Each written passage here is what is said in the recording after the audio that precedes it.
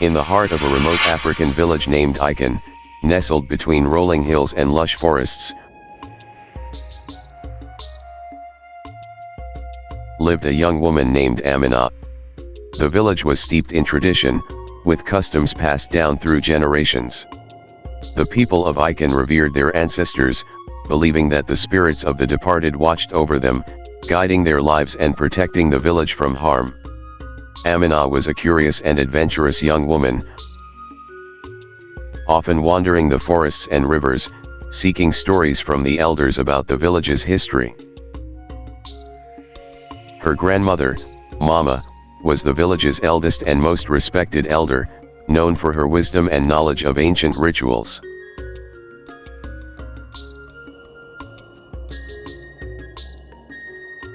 Mama's hut, filled with relics from the past, was a place of mystery and wonder.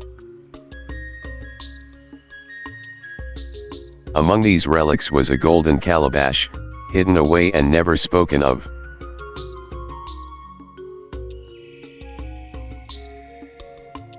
One day, while Aminah was helping her grandmother clean her hut, Aminah noticed a faint glimmer of gold from a dark corner.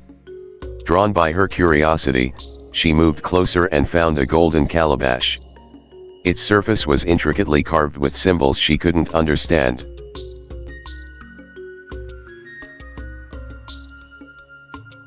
Aminah's fingers traced the patterns, feeling a strange warmth emanating from the object. "Grandma, what is this?" Aminah asked, holding up the calabash. Mama's face paled at the sight of it. Her usually steady hands trembled as she snatched the calabash from Aminah's grasp. "This is not to be touched, my child," Mama warned sternly. "This calabash is cursed. It was given to our ancestors by the spirits as a test, and it holds great power that must never be unleashed."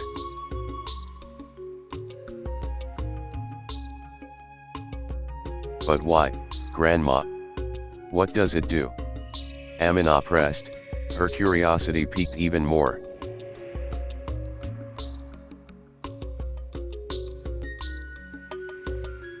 "Some things are better left unknown, Aminah," her grandma replied, her voice grave. "The spirits sealed it for a reason. We must respect their will." Despite her grandmother's warning, Aminah couldn't shake off the memory of the golden calabash. It haunted her dreams, its symbols glowing with an otherworldly light, beckoning her to uncover its secrets. The more she tried to ignore it, the stronger the urge to open it became.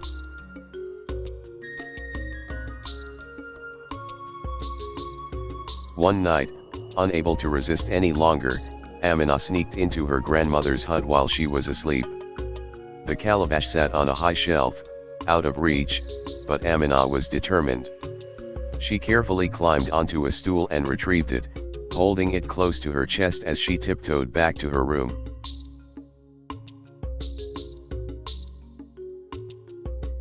Aminah sat on the floor, the calabash before her.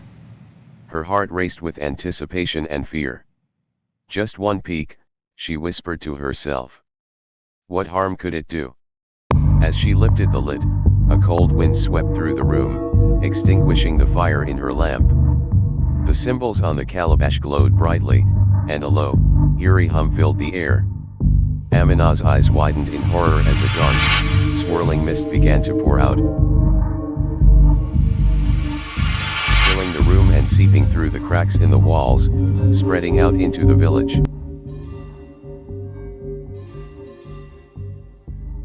The following morning, the village was shrouded in an unnatural fog. The villagers awoke to find their crops withering, their livestock sickening, and the river that once flowed clear now running black and foul. Panic spread as the villagers realized something was terribly wrong.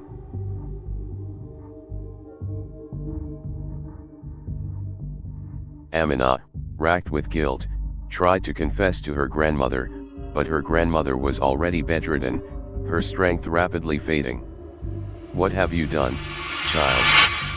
her grandmother gasped, clutching Aminah's hand with what little strength she had left. "I opened it, Mama. I didn't mean to," But I did, Aminah sobbed. I didn't know this would happen. The spirits, they are angry, her grandmother whispered. You must undo what you have done. The curse must be reversed, or our village will be destroyed. But how? What can I do? Aminah pleaded. Her grandmother's voice grew weaker as she explained, you must journey to the spirit world, to the place where the calabash was sealed. There, you will find the answers. But be warned, Aminah, the path is treacherous. You must be brave, and you must be willing to make a great sacrifice. With those words, her grandmother closed her eyes, and her breathing slowed until she was still. Aminah wept, knowing that her actions had brought this tragedy upon her beloved grandmother and her village. The journey begins. Determined to make amends, Aminah set out on her journey. She visited the village shaman, a man named Babatunde, who was known for his knowledge of the spirit world. Babatunde listened to Aminah's tale, his expression grave. The spirit world is not a place for the living, Babatunde warned. But there is a way to cross over.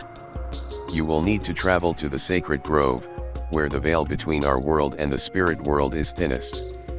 There, you must perform a ritual to summon a guide who will lead you to the spirit realm. Babatunde gave Aminah a small pouch of herbs and a wooden staff carved with protective symbols. These will help you on your journey, but remember, the spirits do not easily forgive. You must tread carefully and show them the utmost respect. Aminah thanked Babatunde and set off towards the sacred grove, deep within the forest. As she walked, the trees seemed to close in around her, and the air grew thick with the scent of the herbs she carried. The forest was eerily silent, with no birdsong or rustling leaves to break the stillness. The Spirit Guide. At the heart of the grove, Aminah found a circle of ancient stones, worn smooth by time. She knelt in the center of the circle and scattered the herbs around her, chanting the words Babatunde had taught her.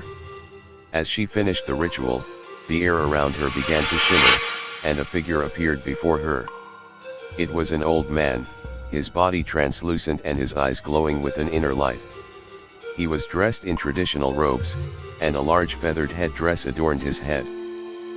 I am Ikan, your guide to the spirit world. I am Ikan, your guide to the spirit world, the figure spoke, his voice echoing as if coming from far away. Please, I need to reverse the curse I unleashed on my village, Aminah begged. The path to redemption is fraught with danger, Ikan replied. You will face trials that will test your resolve, your courage, and your faith. But if you are true of heart, the spirits may grant you forgiveness. Without another word, Ikan turned and began to walk deeper into the forest. Aminah followed, the world around her shifting and changing as they moved. The trees grew taller, their branches twisting into grotesque shapes. The ground beneath her feet felt cold and unyielding, and the air was heavy with the scent of decay.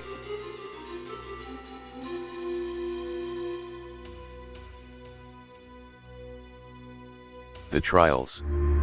As they journeyed, Aminah faced several trials. The first was the trial of fear. She found herself in a dark cave, surrounded by the phantoms of those who had died because of the curse. Their faces were twisted in agony, and they reached out to her, whispering her name in voices filled with pain.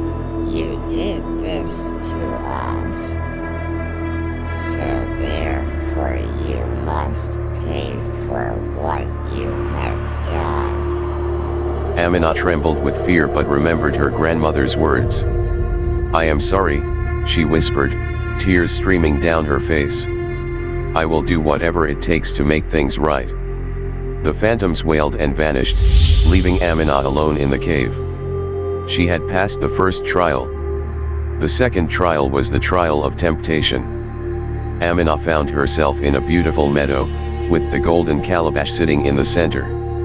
It gleamed in the sunlight, its allure stronger than ever. Aminah felt a powerful urge to open it again, to see what other secrets it held. But she knew better now. "I will not be swayed by your tricks," Aminah said firmly, turning away from the calabash. As she did, the meadow dissolved, and she was back on the path with Hekane. The final trial was the trial of sacrifice. Aminah and Hekane arrived at a river of fire, its flames licking the sky.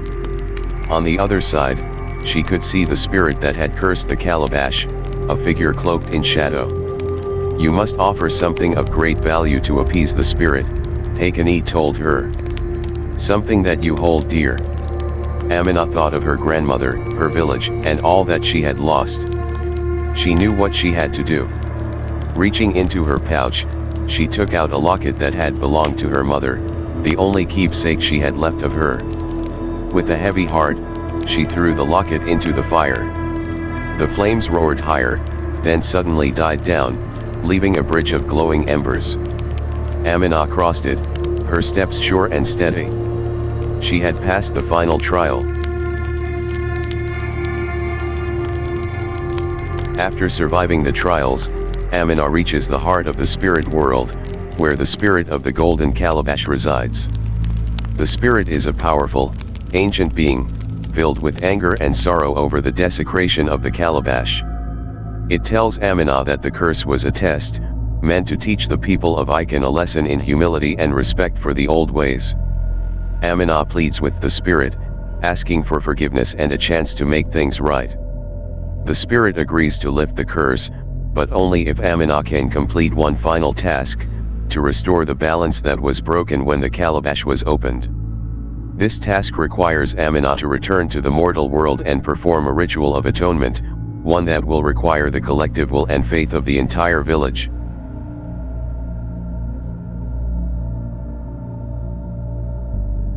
Aminah returns to her village, exhausted but determined. She gathers the villagers and explains what must be done.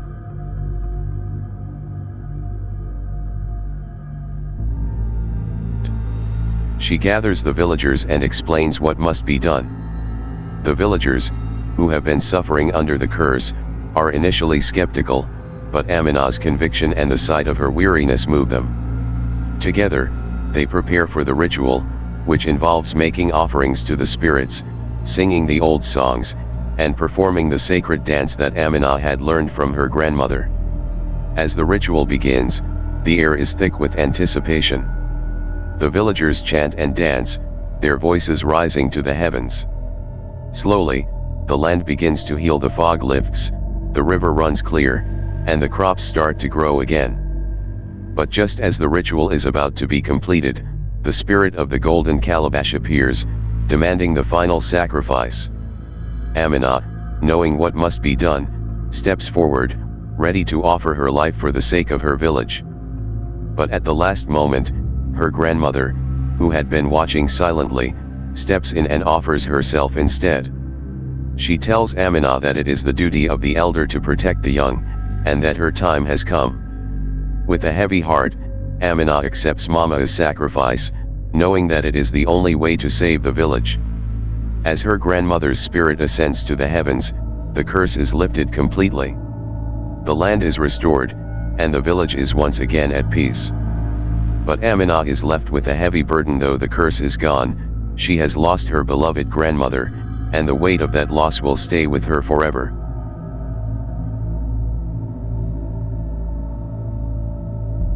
The village of Ikan returns to its former glory, but the events of the curse leave a lasting impact. The villagers are more respectful of the old ways, and Aminah, now the village elder, carries on her grandmother's legacy. She teaches the next generation about the importance of tradition, of respect for the spirits, and of the sacrifices that must sometimes be made for the greater good. Aminah herself is forever changed. She no longer questions the wisdom of the old ways, understanding now that there is a deep and ancient power in the traditions of her people. The golden calabash, now sealed once more, is placed in a sacred shrine, where it serves as a reminder of the dangers of curiosity and the importance of respecting the wisdom of the ancestors. And so, the story of Aminah and the curse of the golden calabash becomes legend, a tale told around the fires on dark nights, a story of courage, sacrifice, and redemption. Please don't forget to subscribe, like, comments and share on my channel at OTENTIC TV to enable me create more good stories like this. Thanks and God bless.